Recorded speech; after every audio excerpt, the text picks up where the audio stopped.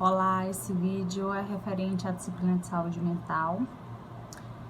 O tema da aula de hoje vai ser sobre o suicídio, falar um pouquinho sobre a campanha do Setembro Amarelo, né, que nos remete ao suicídio, prevenção ao suicídio. Vou estar trazendo algumas orientações e algumas informações importantes sobre o suicídio, né? A nossa disciplina de saúde mental, né, não tem como a gente não falar sobre isso, né? Então a campanha só vem a calhar aí, né, na nossa disciplina de saúde mental, né? Então eu vou estar acompanhando os slides aqui e é sobre isso que a gente vai estar discutindo na aula de hoje. Eu coloquei aqui, começando, né, falar abertamente sobre o suicídio. Então é necessário que a gente fale abertamente sobre o suicídio, e a campanha, ela é justamente para isso, para que seja um momento para lembrar e poder falar sobre o suicídio, né? Não que não seja importante durante todo o ano, mas é importante ter essa data, né, esse mês, durante todo o mês de setembro, para lembrar disso, já que a Organização Mundial de Saúde diz que o suicídio é um tipo de morte que pode ser prevenida. Então, se é prevenida, né, pode ser prevenida, então o que pode ser feito? A gente precisa falar sobre isso para estar orientando vocês, principalmente como estudantes, né, futuros profissionais, mas a qualquer pessoa, né? Então, é sobre tudo isso que eu vou estar mencionando na aula de hoje. Pensamentos que são comuns, né, nas pessoas com ideação de suicídio, de que aquela situação, aquele sofrimento, ele é inescapável, insuportável, né, e interminável. Então, a pessoa acredita que aquilo ali não é suportável, não tem saída e não tem fim, né? Então, a única solução seria atentar contra a sua própria vida. Geralmente a gente escuta as pessoas se questionarem, né, o que se passa pela cabeça de uma pessoa que comete o suicídio. Então, esses são pensamentos comuns, e uma outra justificativa é que 96% dos casos a pessoa poderia ter sido diagnosticada com algum tipo de transtorno. Então, doenças psiquiátricas são como qualquer outra doença, precisa de tratamento, né? Então, feito o tratamento, é uma morte que pode ser evitada, né? Então, eu trouxe algumas informações aqui, alguns dados. Então, aproximadamente 32 brasileiros morrem por dia. Entre os jovens é mais comum, né? Entre 15 e 29 anos. Sobre o suicídio poder ser prevenido, né? Como eu disse. E também a questão dos transtornos psiquiátricos existentes, né, nas pessoas que cometem suicídio. 96% delas poderia ter sido diagnosticada com depressão, com ansiedade patológica, com esquizofrenia, dependência de álcool e outras drogas, né? Fatores de risco, né? Fatores de risco são aquelas situações que poderia estar colaborando para a pessoa atentar contra a sua própria vida, né? O que seria aquela situação de risco? Então, eu citei algumas aqui. Situações estressoras, perda do emprego, abuso, morte, né? O processo de luto, conflitos familiares, término de relacionamento, doença física crônica ou limitante, a pessoa foi diagnosticada com algum tipo de doença, né? Na prisão, o índice de suicídio, né? Nas penitenciárias, o índice de suicídio é bem alto também. E tentativas anteriores de suicídio. Então, também é um fator de risco para que a pessoa talvez tente novamente, né? Como é que a gente pode identificar, né, o risco? Como é que a gente pode identificar aquela pessoa, né, aqueles sinais ali de que aquela pessoa ela pode cometer o suicídio, né? O baixo risco, a gente identifica se a pessoa, por exemplo, se a pessoa só fala que já pensou, né, que pensa sobre o suicídio. E aí é um baixo risco. Ela só pensou sobre isso, né? Só idealizou. É a ideação suicida, que a gente chama, né? O risco médio é a pessoa que teve o pensamento, tem o pensamento, né, sobre o suicídio, sobre se matar, mas não pretende cometer de imediato, né? Mas tem planos, diferente daquela que só pensa, né, que é um baixo risco. Ela pensa, mas também ela planeja isso, ela já imaginou como seria, o que ela faria, porém não de imediato, né? E o risco alto é aquela pessoa que já tem um plano definido, já sabe exatamente como vai fazer, e vai fazer isso prontamente, né? E se essa pessoa, e geralmente essa pessoa também ela já tentou outras vezes. Se ela já tentou outras vezes, então isso se torna um alto risco, né? Quais são os fatores de proteção? Primeiro, suporte familiar, né? Suporte social.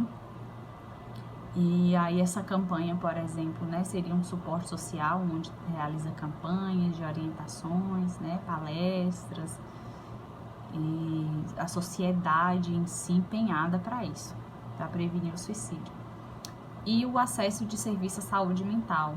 Então, precisa compreender que existe profissionais e como o acesso à saúde mental, conhecer sobre isso. Por exemplo, se a gente for falar sobre o acesso à saúde mental em Santa Maria da Vitória, então aqui tem o CAPS, que é a referência, aqui tem policlínica, que tem psicólogos que atende, né?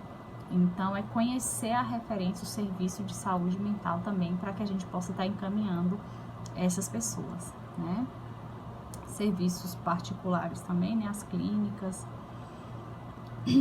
Sinais de alerta. Quais são os sinais de alerta? Sinais que a gente pode estar identificando de que aquela pessoa, ela pode vir a cometer o suicídio. Primeiro, existem os fatores de risco, como eu disse. Se a pessoa, por exemplo, igual eu falei lá, sofreu um abuso, então ali já é um fator de risco, já é algo que a gente precisa ficar atenta. E além do mais, existem outros sinais que a gente pode estar identificando, porque dificilmente a pessoa fala com todas as letras, né? Ah, eu vou me matar, né? Dificilmente, na verdade, ela emite sinais, né? E aí, e são esses sinais que a gente precisa estar identificando. A gente, que eu falo, é nós, não só como profissionais, mas como irmã, como amiga, né? Então, os sinais são, né? Demonstração de desesperança em relação à vida.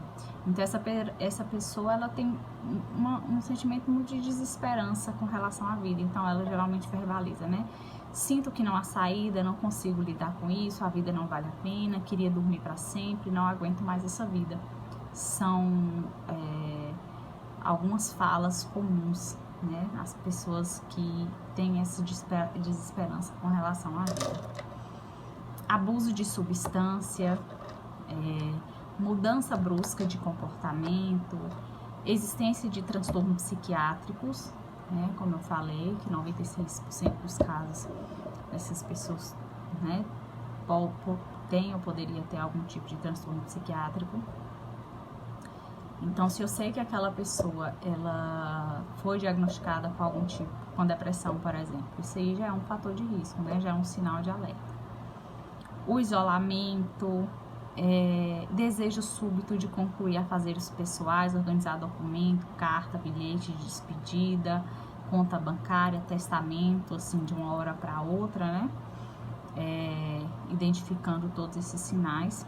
Hoje, por exemplo, essa carta, bilhete, hoje a gente consegue visualizar muito isso nas redes sociais. Então, a pessoa coloca ali um texto e publica, e logo depois se suicida, né? Hoje é muito comum a gente ver isso. Então, é mais comum nas redes sociais, né? Atualmente. Como ajudar? Primeiro, estar presente, né?